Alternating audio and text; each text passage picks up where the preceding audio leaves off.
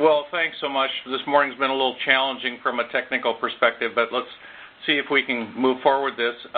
What I want to talk about today is developing drought rates for water conservation and revenue stability. And the process that I'm going to go through is talk a little bit about the concept of water shortage or drought rates. And I might use those terms interchangeably along the way, but in essence, we're talking about the same thing.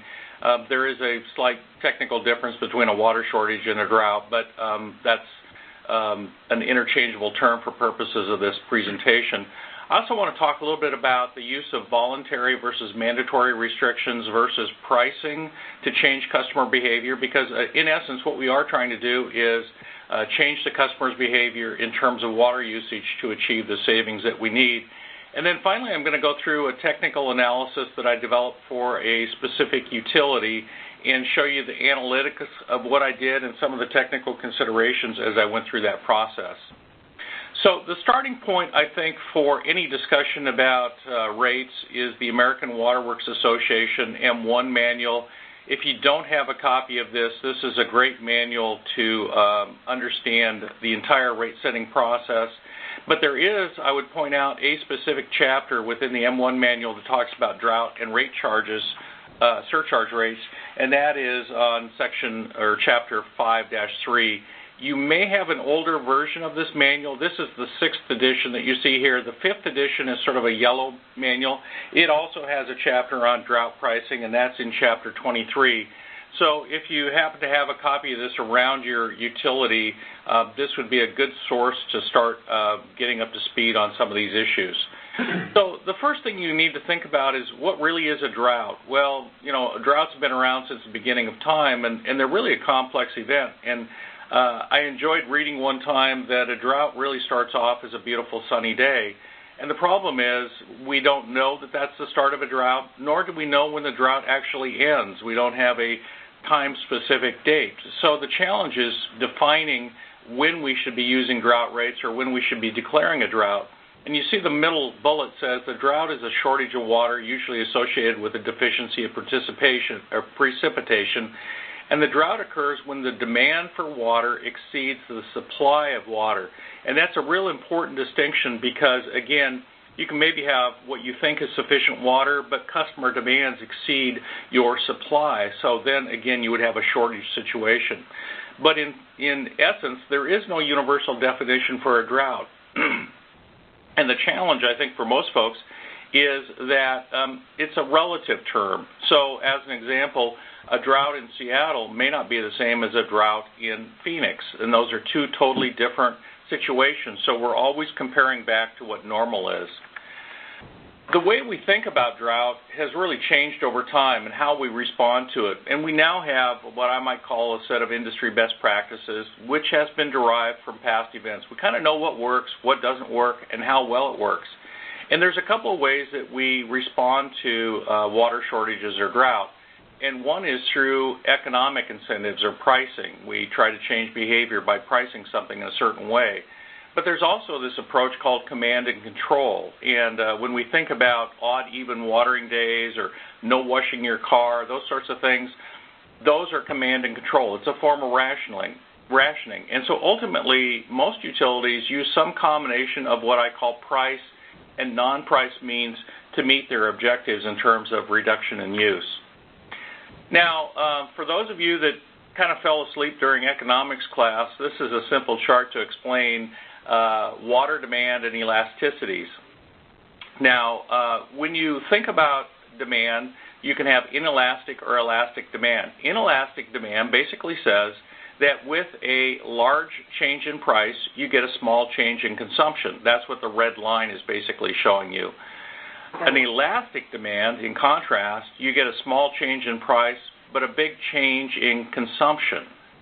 So what's important about this to understand is that a water utility, water is essentially inelastic for the most part. But there are portions of consumption that are fairly elastic. So what we try to do in drought pricing is target the elastic portions of our demand while not targeting as much the inelastic portions of demand. You might think about this as indoor versus outdoor use or discretionary versus non-discretionary usage. But the concept is still the same. If you change the price of something, people will respond one way or the other. Now, the example I'm going to go through today is actually taken from Lincoln, Nebraska. You all may remember a couple of years ago, the Midwest had a severe drought, and it was fairly significant hot, dry days for an extended period of time. You'll see a little chart here talking about mandatory versus voluntary usage. And so there's a couple of things being charted here. The first is the temperature. So you can see that on about July 26th or so, the temperature was roughly about 105 degrees. That's a hot one.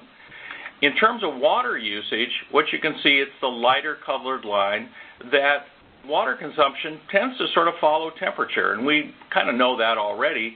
But the important question is, so what was the demand on that day when it was 105 on July 25th or 26th? You can see it was roughly about 75 or 76, or I'm sorry, it was roughly about 80 million gallons of water per day. Now, at that point, they were in voluntary restrictions. They were asking people to reduce their consumption. They then moved to mandatory restrictions, and you can see that on around August 9th or so, again, the temperature was still 105 outside, but the demand had been reduced down to about 67 million gallons of water a day. So we had a reduction from about 80 down to 67 on the basis of what was mandatory restrictions. So you can see the light yellow here is the voluntary period when demands were fairly high. The light blue is when we had mandatory restrictions. So we know that mandatory restrictions work, and that's one way to get to where we need to be. But non-price means are not an end-all solution. Now, as we start to establish our demand rates, we need to think about what they are.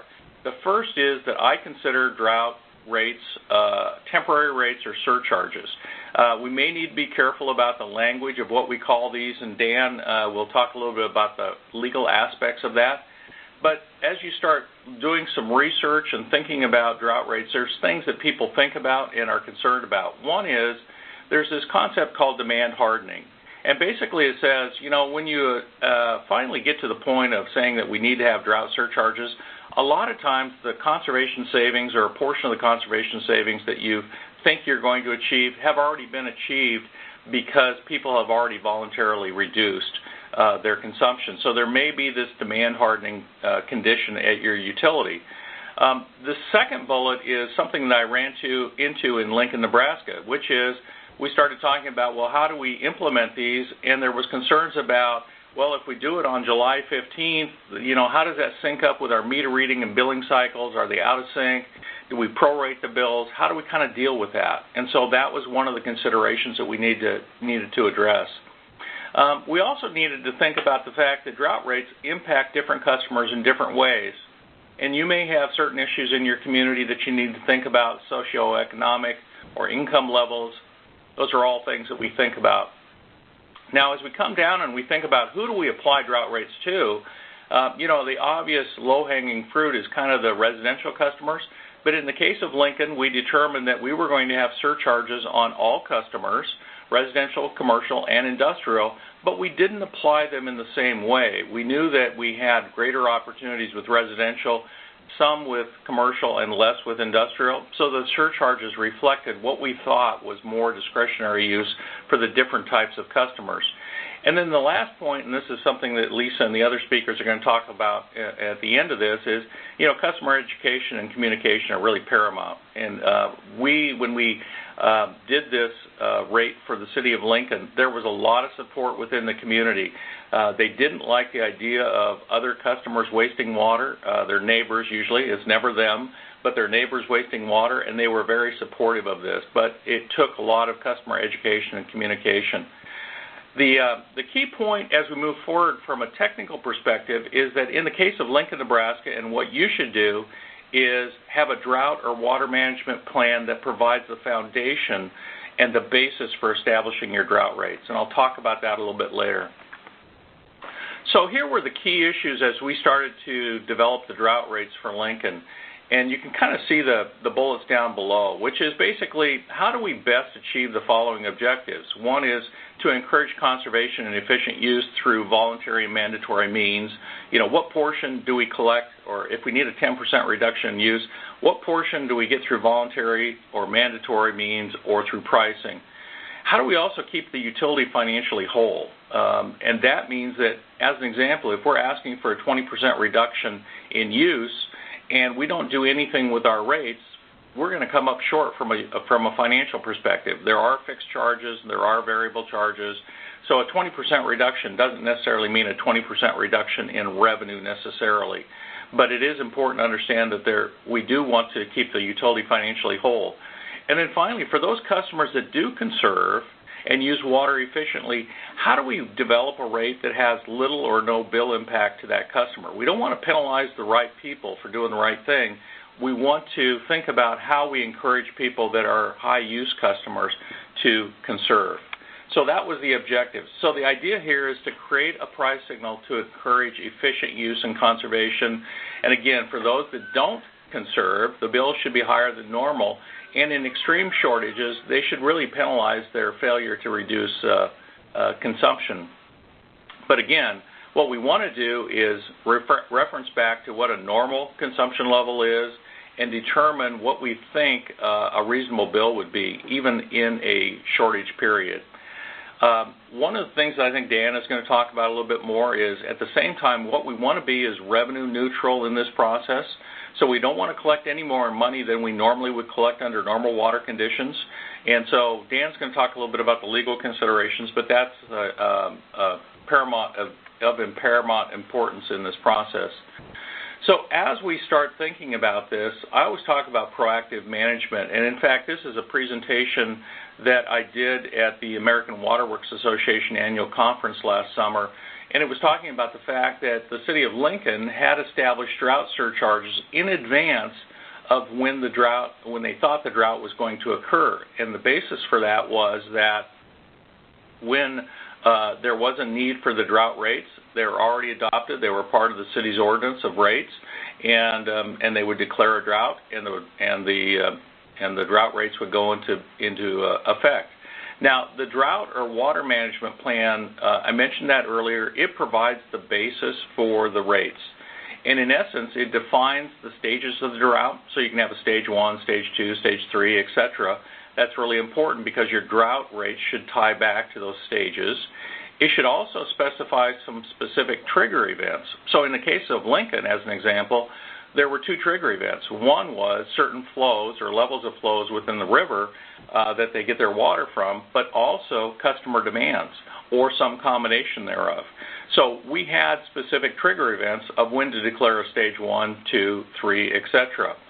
It also, within each stage, specified the desired level of savings. So as we start to develop our drought rates, if we're in stage 2, we know that we need to have 20% savings, so we design the rates to achieve that level of savings. And then it also, as part of that document, would probably talk about voluntary or mandatory actions be taken during each one of those stages. So in stage 1, here's the 5 or 6 things that we're going to do to achieve those savings. There may also be additional costs that you incur for each stage. So as an example, if you get to stage 2, you may have more community outreach. It may cost you more than normal in terms of your revenue requirements, or additional pumping, or you may need to purchase additional water supplies, those sorts of things. So it may also talk about some incremental costs, and I'll show you how that wraps into the process. So for Lincoln, the water management plan was the basis for those surcharges. So as I started to develop the rates for Lincoln, and I've done this for other California utilities and used the same approach, I use basically a 6-step approach. And the first step is, under normal water conditions, we determine the rates and consumption patterns. All of you should have this because you should have conducted a rate study in which you say, well, okay, under normal water conditions, here's what my rates are going to be. Here's what I think my consumption patterns are, or the amount of usage in each block or tier that I have for each customer class of service. So that's really step 1. It's already done for you. Number 2 is determining the savings needed under each drought stage. That goes back to your water management plan or your drought plan. Number 3 is to analyze the usage data to establish the consumption levels within each drought stage. So in stage 1, if we need a 10% reduction in use, where is it within the rates that we're going to achieve that 10% conservation savings? And we'll talk about how we come back and do that. We then design the drought rates for each stage, summarize the rates, and we develop some bill comparisons. And the bill comparisons you'll see are pretty handy in terms of demonstrating to the public that if you conserve and do the right thing, your bill will be roughly the same. If not, you'll be penalized under this approach. So here's step 1. And in step 1, it basically says, under normal water conditions, what does our consumption look like? What do our rates look like? How much revenue do we receive? So you can see in this particular case, and this is just for a residential class of service, they had 3 blocks of consumption, 0 to 8 CCF, 8 to 23, and over 23. Here's what we assumed within the rate study is the consumption that occurs within each block.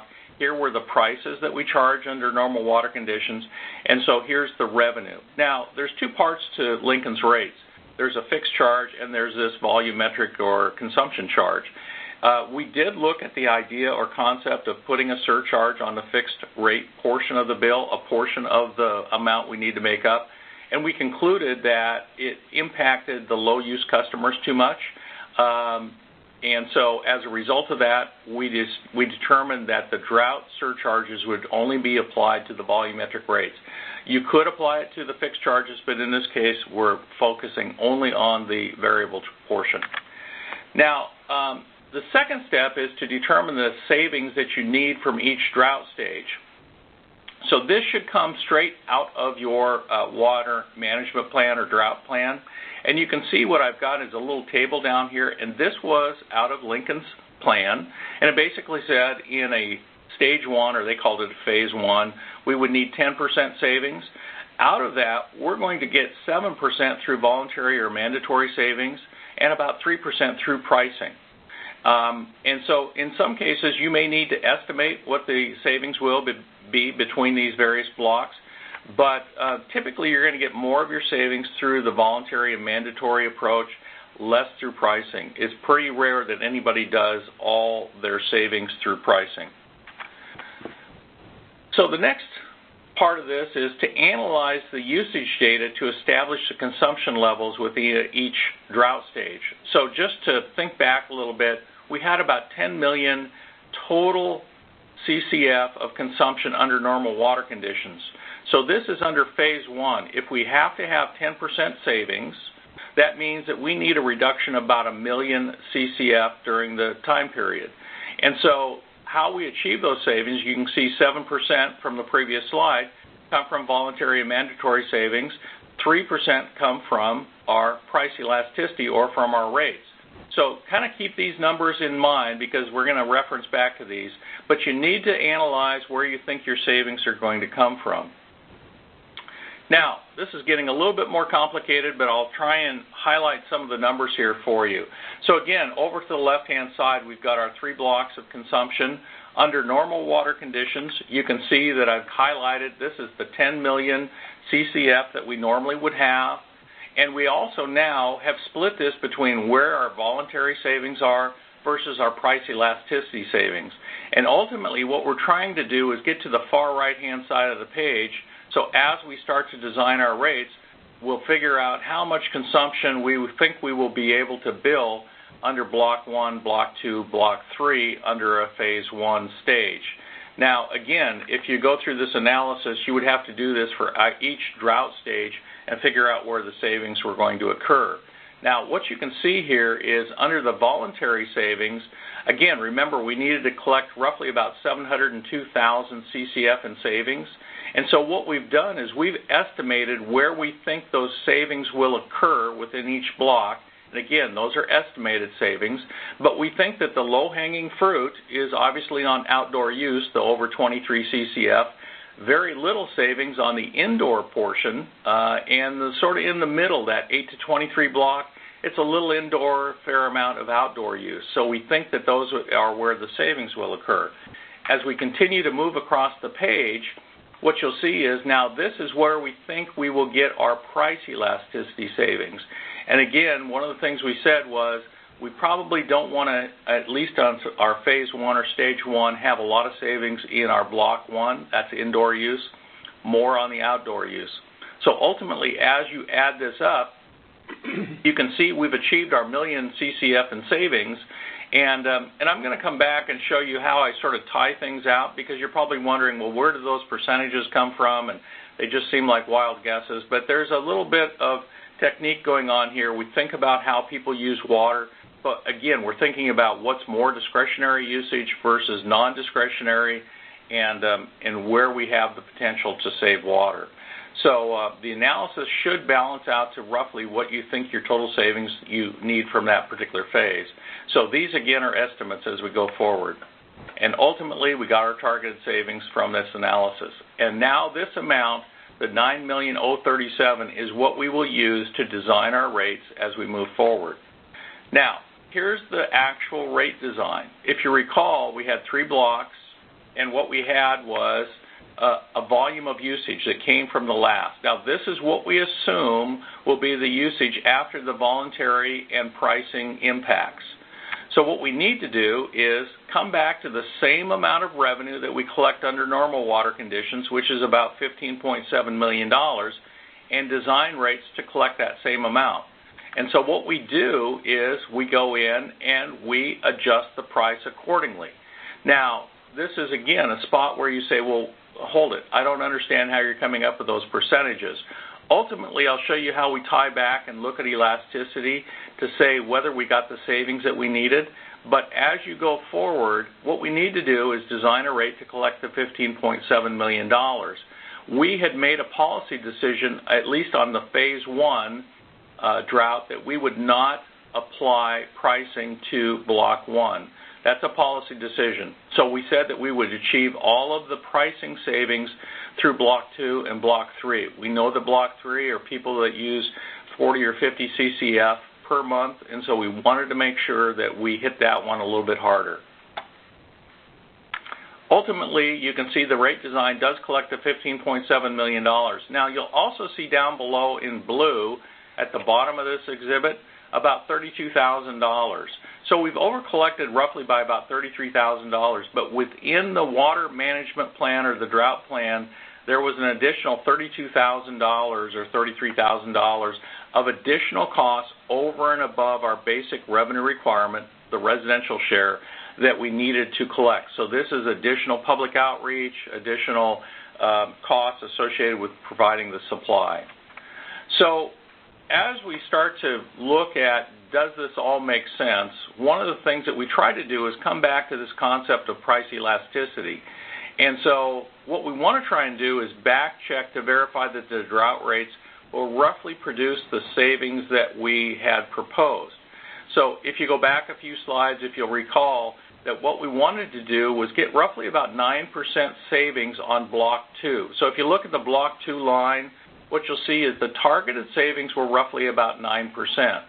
And so if I look at that and I say I have an estimated elasticity of about a negative 0.25, and elasticity, again, is an estimate of behavior, but generally we think about elasticities as anywhere from about negative 0.1 to a negative 0.5, sort of in that range. Now, what does that mean? It means that if you have a 10% increase in price and your elasticity is a negative 0.1, you should get a 1% reduction in use. So in this particular case, let's look at Block 2. We think that it's kind of a middle-of-the-road block. It has a negative 0.25 elasticity, which we've estimated. We estimated that the savings would be roughly about 9.3%. How did we get that? If you look at the very bottom line, you'll see that we had a negative 0.25 times the rate change for that block, which was 37.3. I'll back up a page and show you where that is. In the middle here, we had 37.3 price change. Ultimately, that produces about a 9.3% change, estimated change, and that's right about where our target was. So in this process, we've tried to tie things back to what we think people's behavior is, what we are targeting in terms of our approach and process, the amount of savings that we need. And so ultimately, as we move forward, we end up with rates that look something like this. Now, I'll make one comment, which is don't worry about what the prices are or the rates here.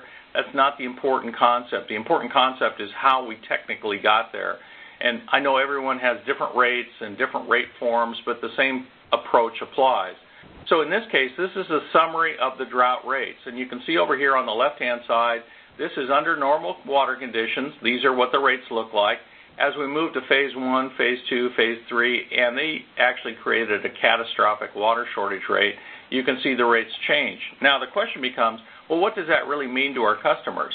And so here are some percentage adjustments down below. It doesn't mean that the customer that's using over 23 in phase 1 will get a 55% rate increase. That's what a bill comparison will tell us. So I want to step through this, and I'll show you sort of how this works. So if I'm a Tier 1 customer and I'm using 8 CCF, my current bill would be $15.30 per month. This is Lincoln, Nebraska. Water's fairly cheap.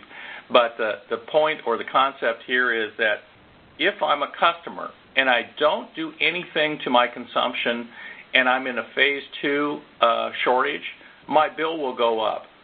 But if I do the 20% savings of a phase 2 customer, I'll go from 8 CCF down to 6 CCF.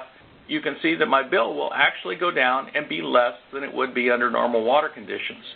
So the drought surcharges are doing what they should be doing, which is if you don't change your behavior, you should be penalized. If you do change your behavior and you do what we ask you to do, then for the most part, your bill should be roughly the same as or less than normal water conditions. Now, as you sort of look at the chart, you can see, let's go down to a Tier 3 customer. If you're a Tier 3 customer right now, you're using 40 CCF, you'd pay $94. If you don't change your behavior and you still use 40 CCF under Stage 2, you'd pay $154. That would get your attention. That's a good thing. Now, even if you do change your behavior, you go from 40 CCF down to 32 CCF, your bill is still going to be a little bit higher than under normal water conditions. But again, we believe that if you're in a Stage 2 and you're still using 32 CCF in a month, you're probably using a lot of water. There's other opportunities probably there for you to conserve.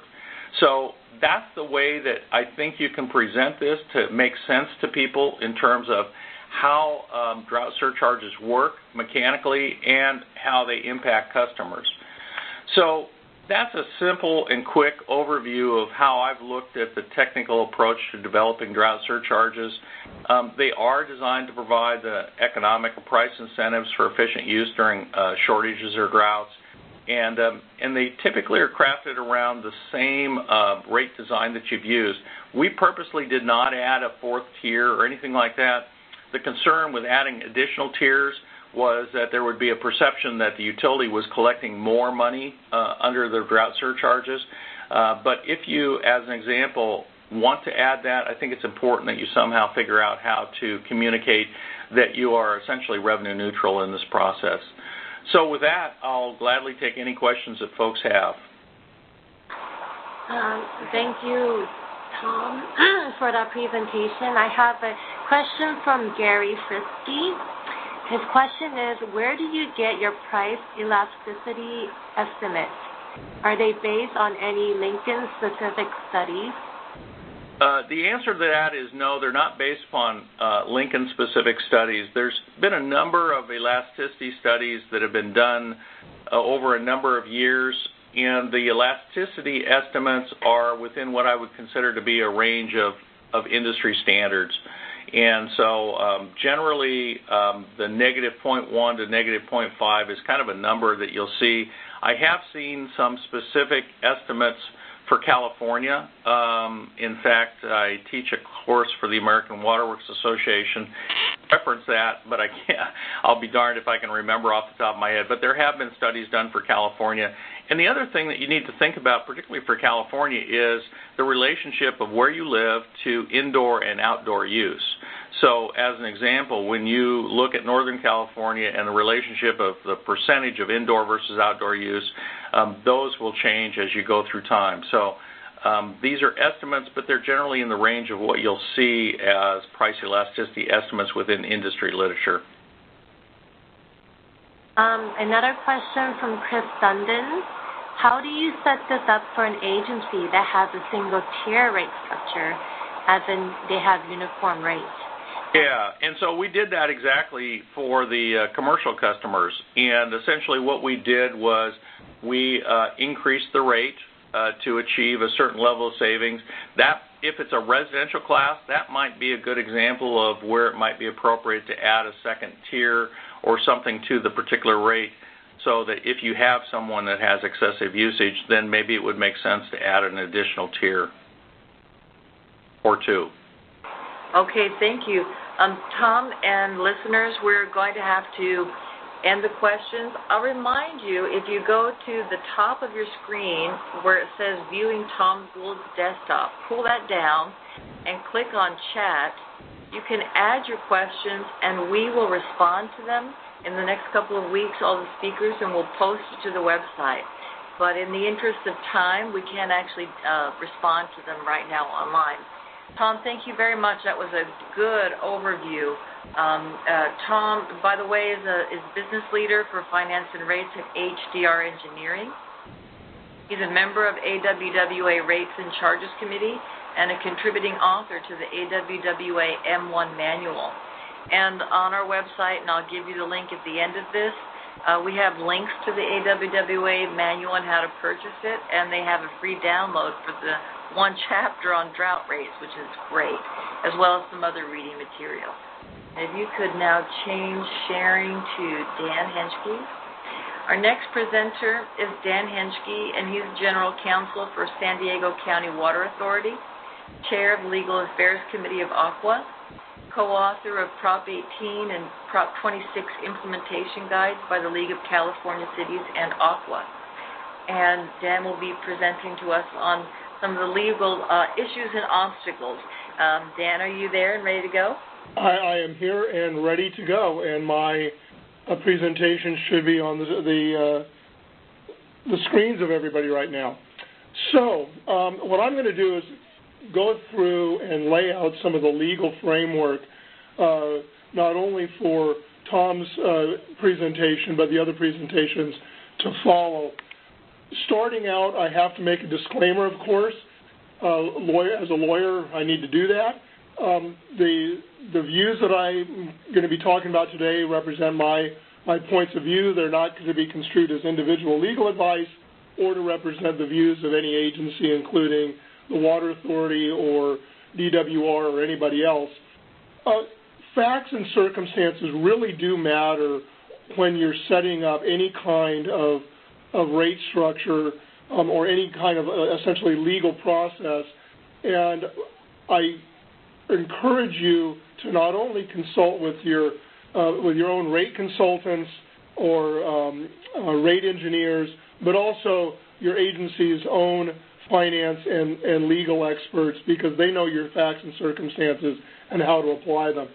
The other different rules may apply to different agencies because of very specific provisions in their principal act or in the general law that governs that particular kind of agency. So I'm going to be talking primarily about general rules and really talking more about constitutional principles from Prop 26 to Prop 218, because to the extent of any inconsistency with statute, the Constitution is going to prevail. One other point I want to point out at the beginning: if you have utilized service differential characteristics as a cost of service justification for a price differential, for example, some agencies will provide a lower price generally to a class of customer in exchange for less reliability in a drought. As you implement drought restrictions, make sure that you honor the prior commitment that you made to reduce those that receive the lesser level of service before you reduce others. My overarching theme is a lot of times the law is really management of the message, particularly when you're talking to courts who may not understand this, but also talking to your customers. As water agencies, we know that we're not simply commodity providers. but we're resource managers, and we're charged with responsibility of making sure that the natural resource is available to our customers, day to day, year to year, generation to generation. And also the law requires everyone to bear their fair share of the cost attributable to them of providing the service. So because the courts have recognized the obligation of resource management and the connection between resource management and rates, that's got to be a key portion of the message management as you go forward. In terms of terminology, you're going to be using some different terms. I want to make sure that we're all on the same page as to what we're talking about. When I talk about conservation pricing, I'm really talking about the volumetric rate, the variable portion of the rate structure. It's often different kinds of structures, tiered rates, inclining block rates, water budget rate. The BMPs talk about simply a single volumetric pricing as conservation encouraging. So what I'm talking about is the volumetric price. A drought surcharge, on the other hand, is an additional charge that's generally imposed on top of the volumetric rate that's used to fill the gap in the revenue requirement that results from the shortage of use. And this really furthers the principle that Tom was talking about, that if you do change your behavior, your bill should be about the same, but as an agency you need to cover the revenue gap, and sometimes that's done through a drought surcharge. A penalty charge, on the other hand, and this is legally different, is essentially a charge imposed as a fine for violation of a mandatory use restriction, and that's more commonly used in connection with a drought response regulation outside of the pricing structure. So where do we start from a legal analysis of rates? Well, we always talk about meeting the revenue requirement. The law allows you to recover all costs of operation, and in many instances, many water districts have specific requirements that they generate enough revenue through rates to cover all of their costs of operation. How do we do that? Well, depending upon the agency, of course, you have your various fixed revenues, which include taxes, assessments, and for most water agencies, assessments are often standby or availability charges, and then the fixed monthly service charge, variously referred to over the years as a meter charge or a service charge. And then where most of the discussion is about is in the volumetric variable revenues, which also include capacity and connection charges and other charges. In terms of rate structure design, when the courts look at this, the allocation of the revenue requirement to revenue types, for example, the percentage that's levied between fixed and variable charges, is primarily a legislative determination, and your policy considerations within your agency are going to dominate. The apportionment to the ratepayers, for example, the volumetric charge, this is, or even the fixed charge, this is where the cost of service principles are going to dominate. Well, I talk primarily about the cost of service principles as articulated in the Constitution, Prop 26, Prop 218. The common law also required rates to be reasonable and apportioned based upon cost of service or other reasonable basis. Point here from the legal standpoint is one size does not fit all. What fits your agency may not fit an adjoining agency. Both fixed and variable rates need to be fairly apportioned. For example, fixed revenues for a meter charge might be apportioned according to something like the potential to take, which is often meter size, and the variable, of course, is often on the consumption itself. And again, the rate making itself requires a partnership between the rate making consultant and legal counsel. Penalties are a different animal from essentially revenue generating, and therefore violation of regulatory requirements They're intended to punish behavior, and revenue is really incidental. The foundation for the pricing that we're talking about is the conservation mandate. Of course, as we all know, under Article 10, Section 2, no one may waste water in California. This is articulated not only in the Constitution, but a variety of water code provisions. I've given a couple of examples here of water code provisions that encourage conservation and empower agencies to establish conservation. And of course, there's a number of sections throughout the water code. The pricing authorization for conservation pricing is often found in a variety of your principal acts. Water Code Section 375 specifically talks about conservation pricing through rate structure design. The Urban Water Management Plan area talks about water conservation pricing as an encouraged method.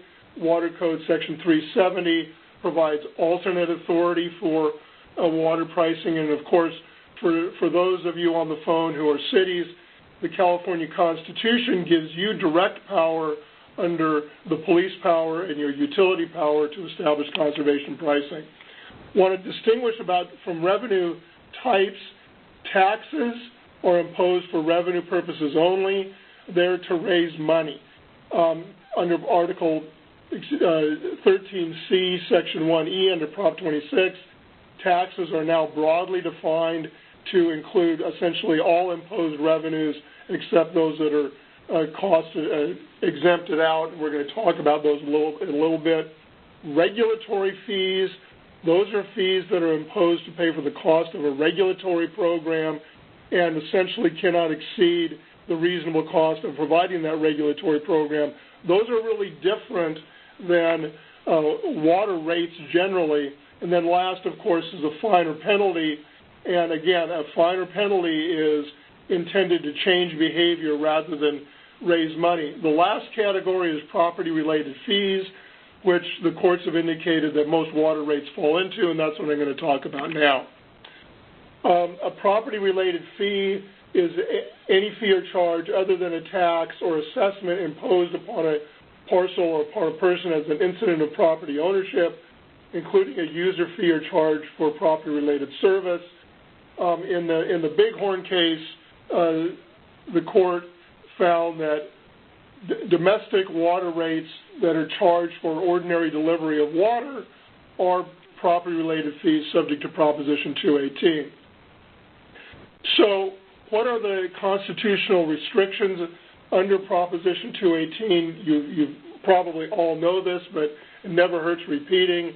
Essentially, the fees cannot exceed the funds required to provide the property-related service. In other words, you can't generate revenue from water to pay for some other service. The revenues cannot be used for a non-service-related purpose, and the amount of the fee cannot exceed the proportional cost of service attributable to parcels. This is where the major activity is when we're talking about the cost of service for conservation pricing. Of course, if you are not subject to, if a fee is not subject to Proposition 218 because it's not a property-related charge, if it's imposed by an action of the agency, you're out of the Prop 218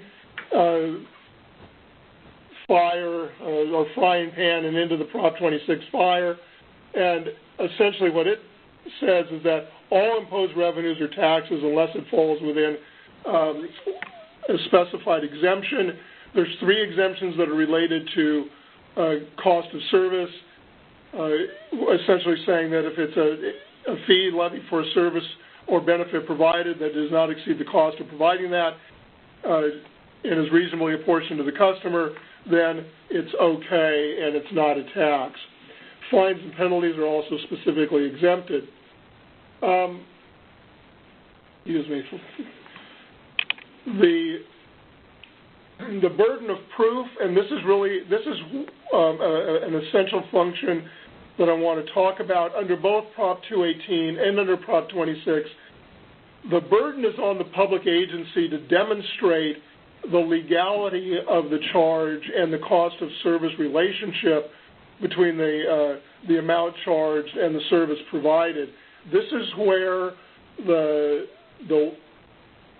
partnership between the rate consultant, finance folks, rate engineers, and legal advisors comes into play, because you have to justify what you're doing based upon these principles.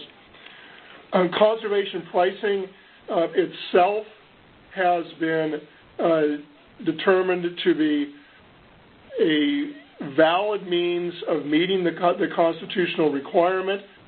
The court will independently look at your evidence to determine whether or not you've complied with the requirements for cost of service pricing. And I want to talk a little bit about a current litigation in the city of San Juan Capistrano that Aqua is involved in. The key here is that the court in Palmdale found the conservation mandate under Article 10, Section 2 can be reconciled with Prop 218.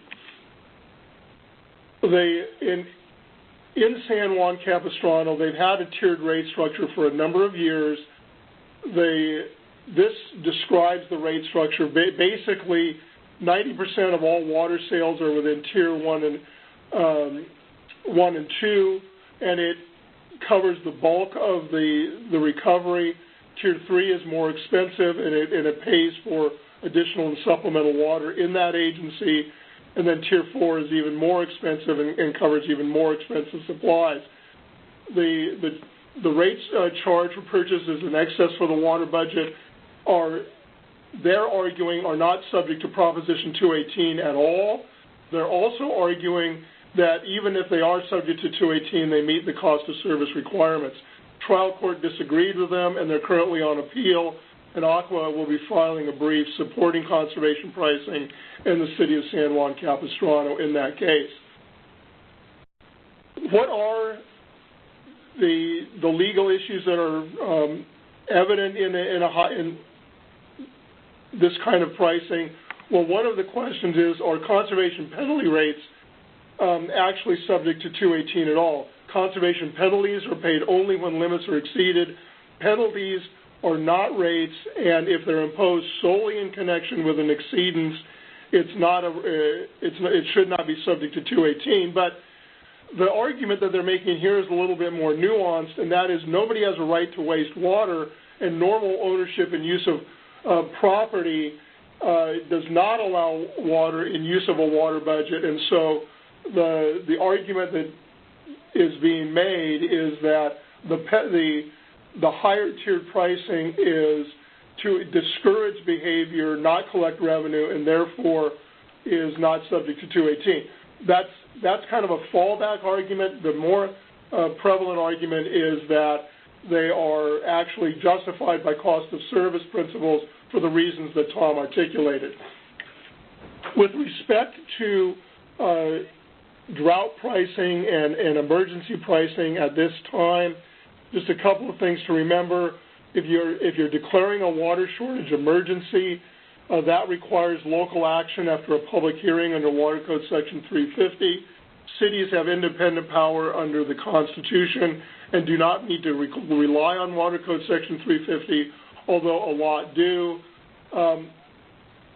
Water Code Section 350 allows you to establish regulations and restrictions on the delivery and consumption, and includes the authority to enforce.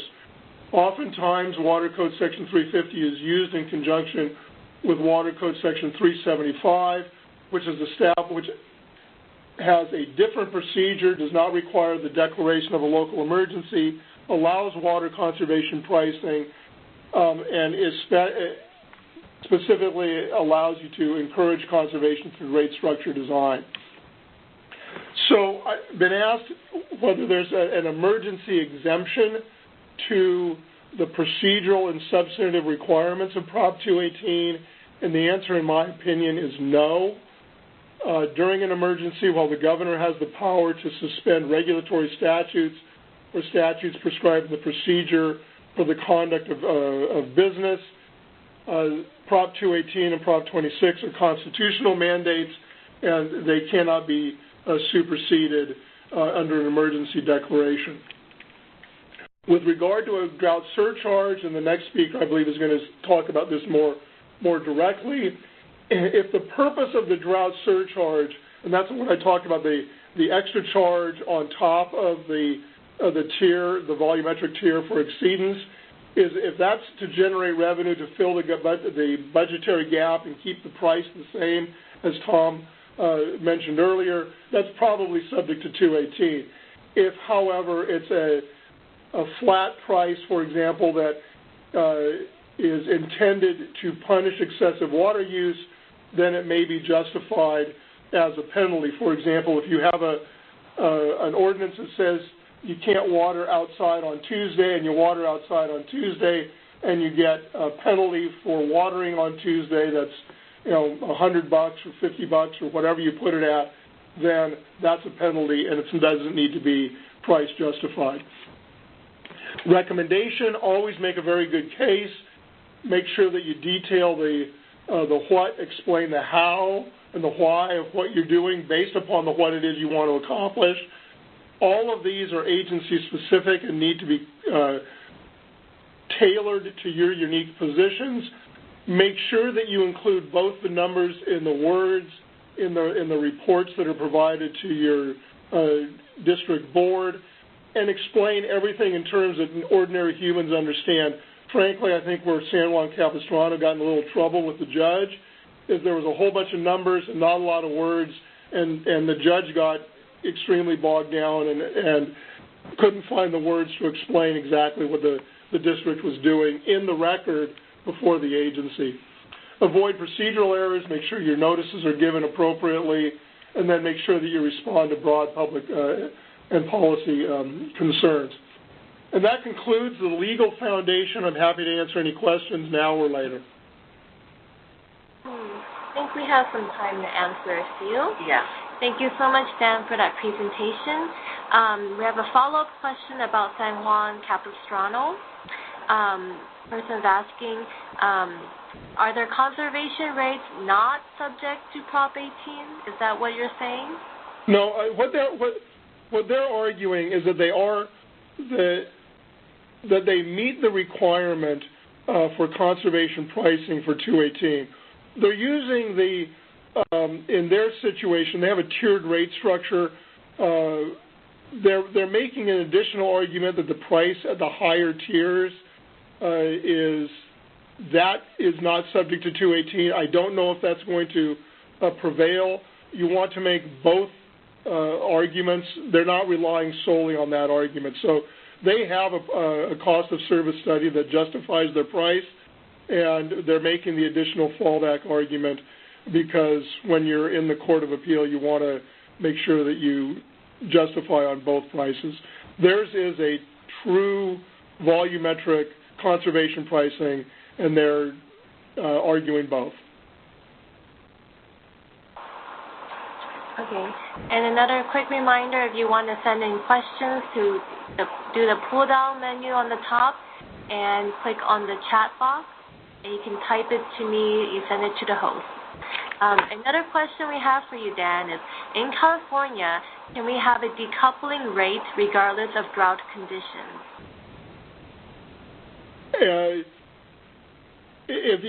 I'm not sure what you mean by decoupling rate. If you mean that you can have as you use more water or exceed a water budget, you pay more for the increment of exceedance, the answer is yes. That is a conservation pricing structure. Conservation pricing structures are commonly used by many agencies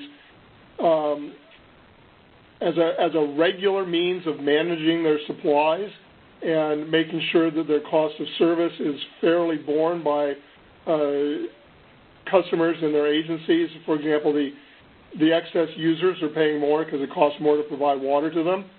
And then I think the next presenter will show how they use the drought surcharge in connection with a conservation pricing structure to cover the situation where you have dramatic mandatory restrictions in a drought and you still recover your cost, your revenue requirement. Another question is it your view that public districts which have no police power, are they authorized to issue fines? Under Water Code Section 350, a special district that does not have the police power, in my opinion, has the ability to impose penalties for exceedance. You have the power to regulate under that section, and that section has some specific authorizations. In addition, many of the special acts of the agencies have specific statutes that authorize the imposition of penalties for violation of regulations. If you have a regulation without a penalty, it becomes very difficult to enforce. One more question here. Is the burden of proof different under a penalty rate structure? The burden of proof is, well, let me put it this way. Under Prop 26, the public agency has the burden of showing, one, that the imposition is not a tax, and two, that it either meets the cost of service requirements or fits within one of the exemptions. So if you're justifying a particular penalty based upon the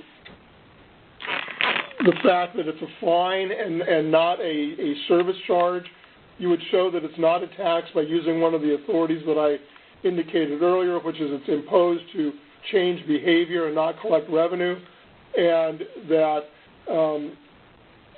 once you do that, then the amount of the penalty is really subject only to due process considerations, and that is it an excessive fine or penalty to the extent that it violates due process. And so that's what the agency would have to show. It's not a cost of service justification for a penalty. Okay, thank you very much for this presentation. Legal advice is really good to come by, although this wasn't legal advice, it was just a presentation. Yeah, this is just the opinion of one lawyer. Thank you. Thank you very much. And Dan, as I said, was a co-author of the Prop 218 and Prop 286 implementation guides by League of California Cities and Aqua, and that will be one of the documents that we have for suggested reading on the website. Thank you, Dan. If you'll hang on, there might be some opportunity for questions and answers a little bit later. Our next presenter is two presenters from the city of Roseville, Lisa Brown, the Water Efficiency Administrator, and Carol Margetich, the Business Services Administrator. And Roseville had some time ago implemented or went through the rate-making process, including Prop 218, and had a drought rate structure in place. And we will hear from them on how that process went and how the implementation would go. Lisa, are you there? Sure. Lisa, thank you. Go ahead. All right. Thanks, Gwen. Carol and I are happy to be here to share Roseville's process to date. These are photos of Folsom Lake. Folsom's the city of Roseville's primary water supply source. The left photo was the lake in 2008, and the right photo is a photo of the lake in January of 2014. To help us with our water reduction goals, we incorporated a drought rate surcharge into our rate modeling process in 2008 to prepare for limited supply conditions from Folsom Lake. The city has had a drought management plan in place for many years, but we take the opportunity to reevaluate it when dry conditions persist. The plan consists of 5 drought stages. The city's current water supply conditions dictate which stage the city will need to declare. Each stage has a required savings goal associated with it in addition to escalating watering restrictions. Water waste restrictions always apply, but staffing ramps up in dry years to better mitigate wasteful practices. The city has a 4-tiered residential water rate structure that sends a pricing signal to its residential water users. We'll be discussing the city's drought surcharges in detail later in this presentation, as they are a critical piece in reducing our water consumption. And then new to our drought management plan is the formation of a drought management team whose purpose is to collectively work together to implement the plan. It's important to have all key stakeholders at the table. The plan also includes the use of supplemental water supplies, and this would include the use of our groundwater wells and our intertie connections. And then public outreach is absolutely critical, and efforts are expanded during drought conditions. So this slide highlights the 5 drought stages that we have and shows how each individual drought stage reduces the city's water demands. In our climate here in the Northern California area, usage peaks in July due to increased supplemental irrigation needs. Our total savings goal will only be achieved if irrigation is reduced. If we are looking for a 20% reduction in use, our largest opportunity for savings would be May through October, and that would, in using 13 numbers, would be about a 14% overall reduction. We worked with one of our financial advisors back in 2008 to establish a water shortage financial model that would achieve 6 objectives. Revenue stability needed to be maintained to not only recoup the decrease in water sales, but also cover additional costs the utility would incur during drought stages. Our surcharges were designed to be revenue neutral. The city's goal was really to cover lost revenue and increase expenses due to the drought. Our surcharges needed to be noticed under Prop 218 as well. Ours was noticed back in 2008 along with our regular rate case at the time. We needed surcharges to support the reduction in water use needed at each drought stage. Voluntary water reductions do not typically provide the water savings that we needed. Reductions in water supply will enable us to serve all our customers throughout the drought. Our crystal ball isn't very clear, I have to admit, but what we don't know is how long we'll be in a drought. So any savings we can achieve now will greatly help us as we move into the future. Lastly, we were obligated under our bond covenant to provide a debt service coverage ratio of 1.2 times net revenue over debt service. If revenue declines while expenses are increasing, we are at risk of not meeting that requirement. So this next slide demonstrates the fiscal impact drought stages could have to our water utility fund. You can see that much of our costs are fixed, and as we alluded to earlier, the numbers aren't really the important part, but really the point is to point out what we could be looking at if we don't do something in our strategy. Drought brings additional costs, and we will have a decline in revenue if people cut back. In 2008, we anticipated that we might see a reduction in some costs, such as water purchases. But the reality we're seeing today is that overall costs are actually increasing. For example, our primary water supply contract is with the Bureau of Reclamation. The allocation from the Bureau was recently reduced by about 50%. The Bureau is cost of service, just like we are. So while our deliveries have been greatly reduced, the Bureau's estimated total costs are essentially more than in a normal year. At the end of every year, they do a true-up on their allocation, and essentially what this means is that even though they're providing less water, each acre-foot is going to cost more. So in addition to the water supplied by the Bureau, we also have another water contract from another agency. This water contract will now be utilized more than it would have been under normal conditions. Again, another cost to the utility. The city also has 4 wells, and we recently had to turn them on. These wells use a great deal of energy for pumping. And then again, additional outreach and staffing for code enforcement is another anticipated increase in costs. So we anticipated in fiscal year 14 that the additional cost would be about $1 million, and then we'll have more in fiscal year 15. So this gives you an idea of what the city's rate structure looks like. It's a 4-tier inclining block structure for residents and a uniform rate for commercial customers. Both residential and commercial customers also pay a monthly service charge. For residents, it's about $20 a month, and for commercial customers, the monthly charge varies according to meter size. Tier 3 is considered excessive use for us, and it represents about 5% of our overall consumption. And Tier 4 is considered wasteful use, and it represents about 1% of our overall consumption. So really, when the city looked at this, they considered 2 different strategies back in 2008, and the main difference was really whether we set up a rate stabilization fund or not. Everything else was similar. So having a rate stabilization fund would have given us an extra buffer to fall back on during mandated drought stages. As we heard during Tom's presentation, achieving overall water savings from surcharges is not an exact science. It's largely dependent on price elasticity. A rate stabilization fund would provide funding during shortfalls with little impact to our customers.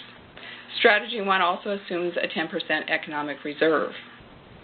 So the city ultimately did not choose this strategy because at the time, as you saw in the beginning pictures, what the lake level was then, we thought drought declaration was in the very near future. So the city was concerned that it wouldn't be able to ramp up a rate stabilization fund with the time constraints that we had. So as an aside, eventually the city did implement a rate stabilization fund, but we didn't do it under the auspice of drought. We did it really to support our bond covenants. However, regardless of why we set it up, it still serves in any year as a buffer for a decline in revenue.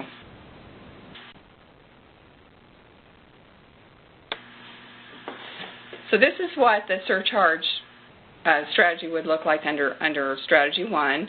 It's coupled with surcharges, as it shows here. The drought surcharges under this strategy don't need to be as large as you will see outlined under Strategy 2, because in theory, the rate stabilization fund would offset any additional losses due to reduced water sales. Strategy 2 is similar to Strategy 1 in that it also includes surcharges, but the surcharges are higher than those used under Strategy 1. This still operates with a 10% economic reserve. But here you'll see that the surcharges are actually higher at each drought stage. The drought surcharges apply to all tiers and all classes equally. Every drop of water, whether residential or commercial, will be assessed the same surcharge. The drought surcharges are activated when mandatory drought stages are declared. Surcharges would follow the drought declaration by approximately 30 days. So we heard in Tom's presentation that meter reading and billing cycles vary. So we address this by elongating the time frame between the actual declaration and the drought surcharges. This provides time for our customers to adjust their water usage prior to being impacted by the surcharge in their monthly water bill. So you already saw the very technical breakdown in Tom's presentation, but this shows you for our city what a total bill would look like for a conserving household versus a non-conserving household. This is for a typical customer who uses about 1,900 cubic feet a month. And you can see that if they conserve, they will pay less, or if they don't, they will pay more.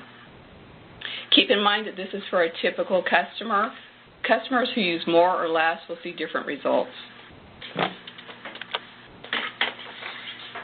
Okay, it's important to incorporate customer outreach as part of a drought rate structure implementation. Crisis, we have found, brings confusion. Agencies need to mitigate this confusion. To prepare for our drought declaration and the implementation of our drought surcharge, we've conducted several neighborhood association presentations. We've also scheduled a drought press conference to release our drought declaration, to handle the media in hopefully one swoop. We've created a direct mailer to be sent to all water users that explains our water supply conditions. It explains our usage reduction goals and the impending surcharge. We're working on a drought guide to be incorporated into our local newspaper that will highlight the drought situation, how Roseville is prepared, what the drought means to the users, and resources available to them. We'll also print extra copies of that guide to distribute at local events and place on public counters. On the city's website, there will be a bill calculator to add additional clarity to how the water shortage surcharge works and how customers can then use it for their individual uses and calculations. And then since we bill in arrears, like Carol said, we're giving customers 30 days after the drought declaration is announced before we start the surcharge.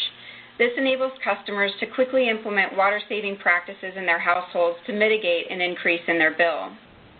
Then the City of Folsom, the San Juan Water District, and the City of Roseville have worked together to create a regional website where customers can get updated water supply conditions, specifically about Folsom Lake, and get answers to their frequently asked questions, and then they can share their stories and photos of the lake. Roseville's been pitching its Water Insight program to assist residential water users with better understanding their water use. Currently, like we've shown, we bill in cubic feet. Nobody knows what a cubic feet is. So this program compares their household's use to households of like size, but it does so in gallons per day, and it shows the viewer what their historical usage has been. We're also modifying that program to include a monthly reduction goal to help them better understand how they can do their part to save water. I stated earlier that crisis brings confusion, so it's really important that an agency manage their message. Roseville has been promoting 5 key messages related to the drought surcharge to its customers and to the media. Message 1, if customers conserve the requested amount, most will not see a bill increase. The second, the surcharge is not a permanent rate increase. It is only in effect during a declared drought stage. The third is that the surcharge is an equitable allocation and it applies to all customers. The fourth, the water shortage charge is to mitigate decreased revenues and increased costs due to drought conditions. The temporary surcharge was designed to avoid a permanent rate increase. And the fifth is that the excess water use charge is applied to the most critical stages of drought. It sends a pricing signal to high-use customers to discourage excess use. It also helps to cover the extraordinary costs of critical conditions, and that's like additional public outreach and additional increased staffing. So for those agencies that are considering implementing a water shortage rate structure, we would like to share with you some tips for you to consider. Allow time to test your billing system to make sure the new rate structure works flawlessly. Also allow time to review and update your agency's economic analysis to ensure you're collecting enough through a surcharge to mitigate the need for a rate increase. Also, form a drought management team to gain collective input from all stakeholders. As a full-service city, it was really important to have our parks maintenance and our fire department, our streets, finance, IT, utility billing, building maintenance, wastewater, of course our water department, and our public information staff in the room to make sure we all understand the requirements of the drought declaration, that we develop a plan on how the city will reduce its own use, and develop FAQs, amongst other things. And then if your municipal code or policies have not been reviewed in a while, it may be a good idea to dust them off and review them for relevancy and interpretation. We found, when we did this exercise in with the drought management team, a lot of us weren't on the same page of how the municipal code should be interpreted, so it's really important to do that in advance. And then if there's an opportunity for financial reimbursement, it's a good idea to track costs in the forefront to make submission easier if grants arise. And then finally, working regionally adds to the message consistency, which is much easier for customers and the media to understand. So with that, we're open for questions. Okay, well, thank you, Lisa and Carol. First question we have, what have been the largest benefits from the Water Insight program? We are considering a similar service provided by WaterSmart. This is from Craig Scott. We have found it's almost critical. It's very difficult to communicate with customers, especially in neighborhood presentations. Our bill, it only shows this time last year, and it's in cubic feet. So we direct customers to the Water Insight program so that they can get a full account of what their historical usage has been, and it also puts it in gallons per day. So it really puts it in a term that the customers can understand, and that was a really crucial piece in communicating what a reduction meant to that particular customer. So if we're calling for a 20% reduction, they don't know what that means if they don't understand their historical usage. So this enables them to better do that. And Lisa, this is Gwen. I have a question for you. Could you describe what stage you're at right now in your drought pricing? Yes, actually we have not implemented drought pricing as of yet. We are in a voluntary 20% reduction. We are discussing the water supply conditions, and we will likely move forward with a drought declaration mid-month, but we're still waiting for that call from our city manager. And last I talked to you, you mentioned testing it out on your billing system. Would you like to say a word or two about actually implementing it via your billing system and any challenges or tips that you would give to other water agencies? It took some Andrea would be the most appropriate person to speak to this, but she needed at least a 7-day advance to get these rates implemented, and she wanted to test them and print out sample bills. So she's had the opportunity to do that. Do you know of any? Yeah, I just wanted to add something that what our goal was with this was to make sure that it was communicated well on the bill, that it broke out the charges for regular usage and then any drought surcharges and then any excess use charges separately. So we are able to do that. We did test it, and we can do that, so we can definitely communicate to the customer categorically where their water usage is. Okay, thank you very much. I'm going to go on to our next speaker, and that would be Bill Ferguson, and he's from the City of Santa Barbara, Project Manager of the Water Resources Division, and he's going to talk about the drought rate structures that they implemented some time ago, or that they prepared for the City of Santa Barbara. Bill, are you there? I am, yes. Okay, and can you share your desktop? There you go. Thank you, Bill. Thank you. You should be seeing the presentation on the screen now. Yep, I want to, again, formally thank DWR and all the presenters today. A lot of good information and very timely, so thanks for going through the effort, particularly the technical difficulties, so thanks again. Thank you. I also want to make sure everybody knows that this is dated 2014, but I'm going to talk about the 1990s. And keep that in mind when you see dollar amounts and budget totals and things like that. And also keep in mind that this was pre-Prop 218. That will be important as you see some of the rates that we talk about. I've been with the city since that time. I was mostly in the trenches of demand management at the time. But I'm trying to give you a picture here of what we went through on an overall agency basis.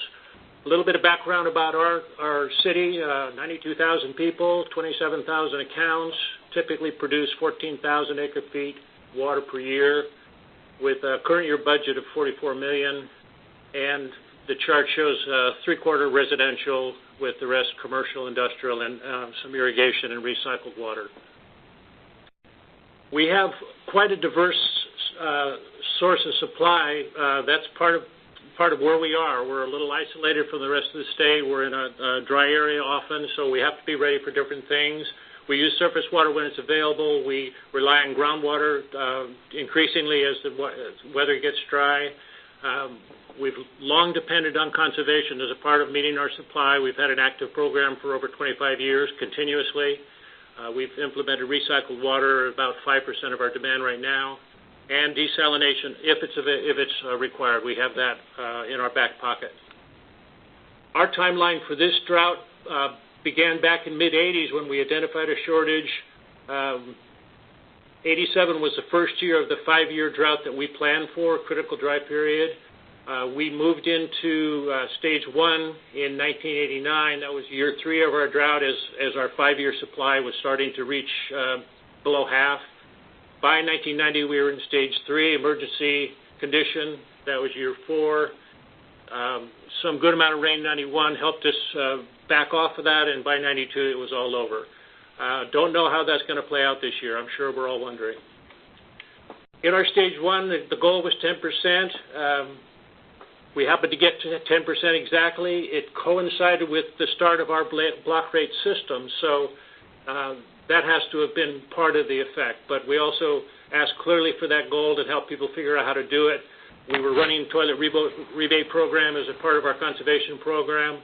That was ongoing at the time, and we were doing thousands of rebates each month during the peak of the drought. So that's a key point to remember for later on in our discussion. During stage 3, the shortage was significantly more pronounced, 80% shortage within the next 2 years. So our goal for the current year was a 45% reduction. It included water use restrictions. The big one was the lawn watering because it was such a big effect in the water use. Of course, there was PR across all available media. Development moratorium was in place, and we steeply inclined the block rates and reduced the allotments.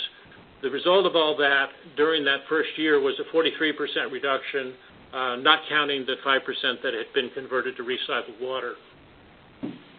This is a brief history of our rates. I won't go through all of it, but I will just mention that we started in '88 with uniform rates across all classes.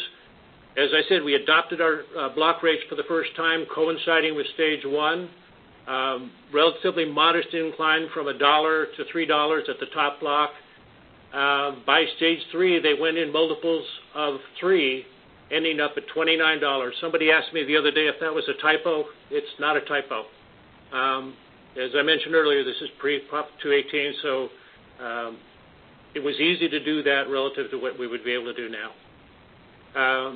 I think the other thing to mention here now is our current rates. It just puts us in the current dollar concept. Those rates are reflective of the various costs we've had over the years, the increasing costs of water supply in general, and it also reflects a more sophisticated conservation pricing, such as the weather-based water budget that's used for our irrigation customers these days. One of the things that we thought was important to do was to give that personalized notice to people, to let them know what was coming when these rates were hitting. The circles there highlight the key message. Last month, this is how much you used and how much you paid. Next month, it's going to cost you quite a bit more. That was true of everybody except Block 1, by the way, and we followed the advice that to keep those people that were in Block 1 doing a good job of conservation, to keep them insulated from the effects as much as possible. This is a history of our water supply dating back to pre-drought.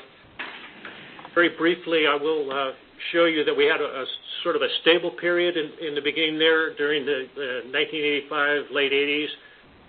We declared the stage one. You see a drop there during that first year. That was the 10% we asked for and we got. You see then right in 1990 was the stage 3 declaration. That's when the significant drop occurred, almost 50% reduction. That's when we hit them with everything. We hit them with rates, regulations, incentives, standards, civic pride, and guilt, and everything it took to do that. We were fortunate that it broke fairly soon, and then we saw a inclining demand back to what we considered the new normal. And that new normal, I think, is more reflective of awareness of watering requirements and irrigation based on weather information that we've been making a big effort to provide to people.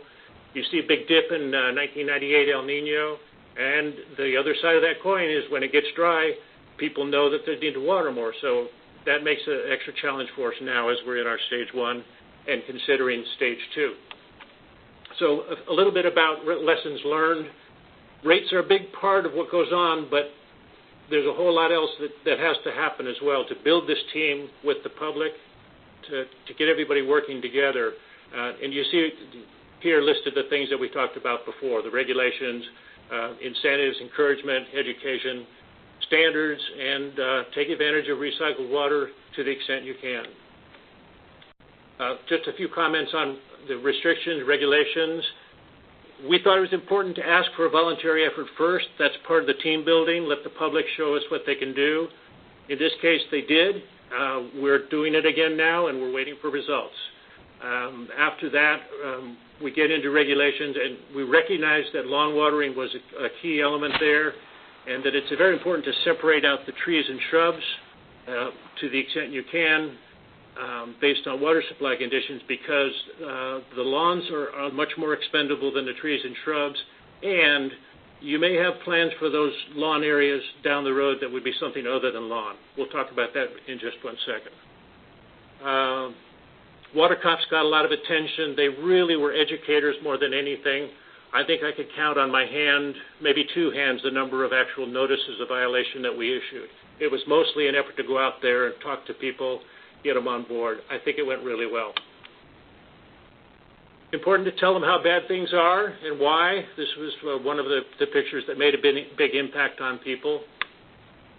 Again, we like to keep them posted about what we're doing about the situation, specifically what they should be doing. We kept in contact as much as we could with bill inserts and news releases and that type of thing.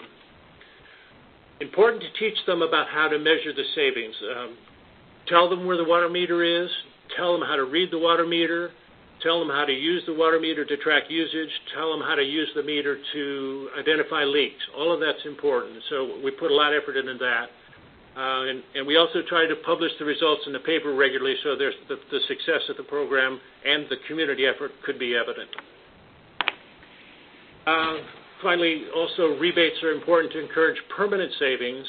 I mentioned the lawns. We have a lot less lawn now in town than we did in the 90s, and it's partly because we were able to shift people to new water-wise plants and efficient irrigation systems as a part of the recovery from the drought.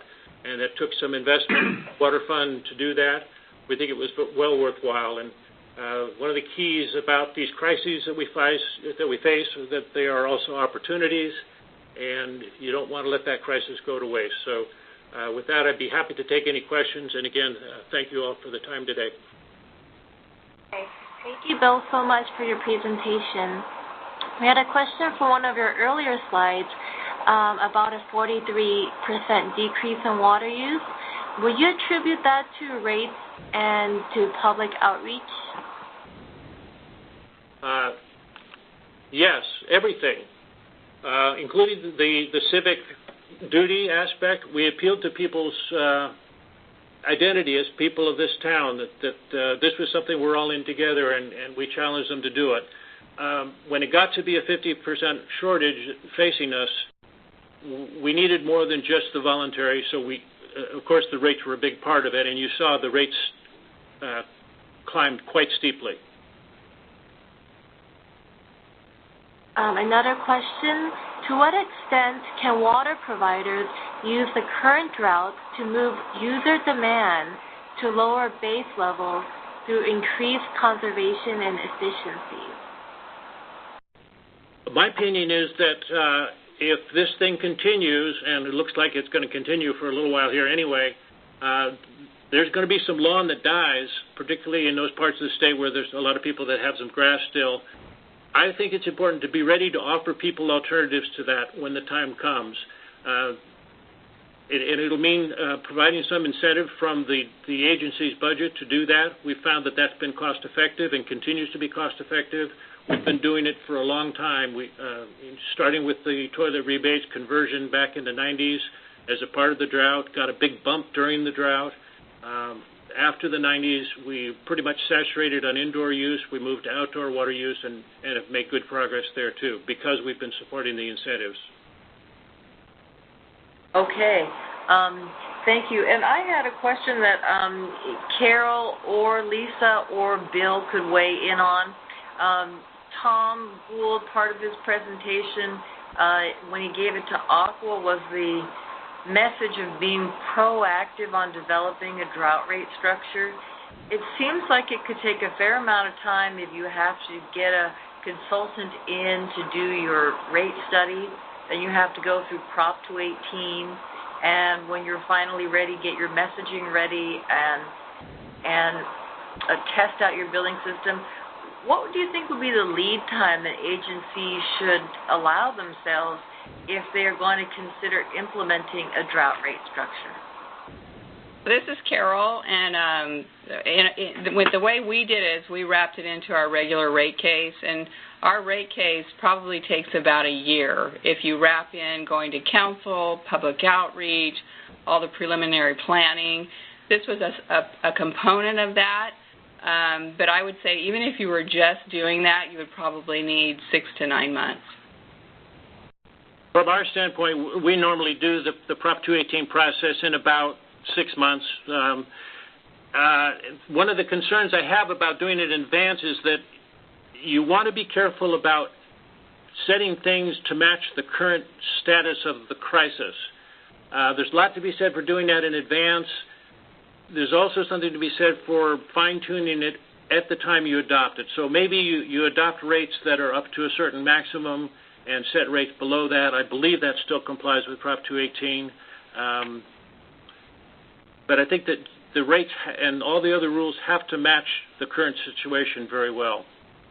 Mm-hmm. Dan Henschke, are you still on the line? I sure am.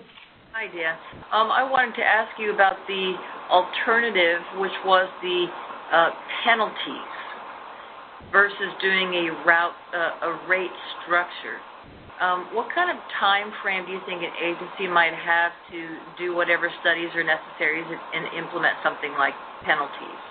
Okay, well, I think what you need to be careful of with the penalty is that the penalty goes in connection with your drought response ordinance and your mandatory restrictions that Tom was talking about.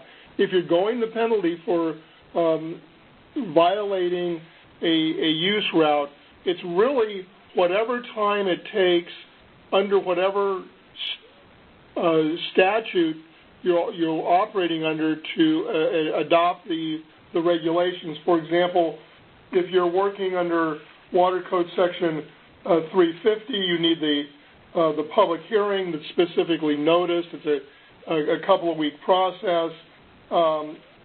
If you're working under Water Code Section 375, you again have a process. It's normally about a 30 to 45 day process. The penalty itself, you have to look at your principal act to see if what your limits are. But if you're just imposing it strictly as a penalty, you're not within the cost justification. So it's whatever your local lawyer tells you is the time frame with which you can give the notice and then go to your board, get the matter agendized, get it adopted. If you're adopting it by ordinance, having the ordinance adopted in accordance with whatever the adoption procedures that apply to your agency are. And I can't be more specific than that because it varies agency to agency. Cities have different rules on those than sometimes water and other districts have.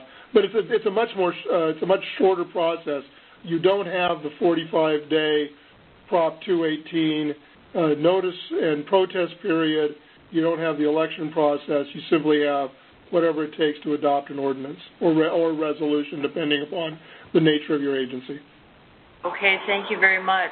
I'd like to conclude and thank everyone that participated in this, all the speakers.